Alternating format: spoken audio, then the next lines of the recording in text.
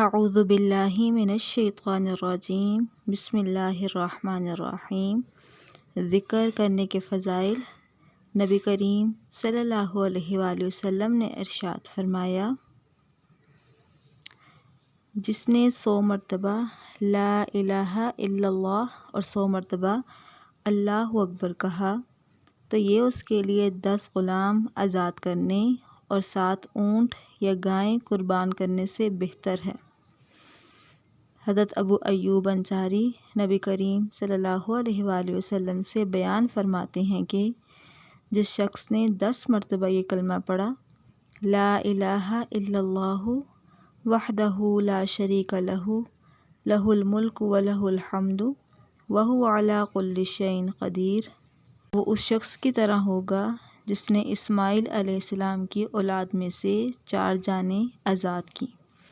نبی کریم صلی اللہ علیہ وآلہ وسلم ایک دن میں 70 سے 100 مرتبہ تک استغفار کرتے۔ استغفر اللہ جنت کے خزانوں میں سے ہے، لا حول ولا قوة الا باللہ 30 مرتبہ سے زیادہ پڑھنا۔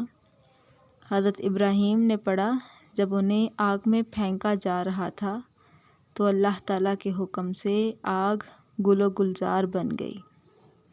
حسبنا اللہ و نعم الوکیل 31 سے 33 مرتبہ رسول اللہ صلی اللہ علیہ وآلہ وسلم کو جب کوئی مشکل معاملہ پیش آتا تو پڑھتے۔ یا حی یا قیوم برحمتک استغیث 20 سے 22 مرتبہ۔ اللہ تعالیٰ نے فرمایا، تم مجھے یاد کرو میں تمہیں یاد کروں گا، اور میرا شکر کرو اور میری ناشکری مت کرو۔ اور وہ مرد جو اللہ کو بہت یاد کرنے والے ہیں اور یاد کرنے والی عورتیں، اللہ نے ان کے لیے بخشش اور بڑا اجر تیار کر رکھا ہے۔ اور اپنے رب کو صبح شام یاد کرو، عاجزی اور خوف سے، اپنے دل میں بلند آواز کیے بغیر اور غافلوں سے نہ ہو۔ نبی کریم صلی اللہ علیہ وآلہ وسلم نے فرمایا، اس شخص کی مثال جو اپنے رب کو یاد کرتا ہے اور جو اپنے رب کو یاد نہیں کرتا، زندہ اور مردہ کی طرح ہے۔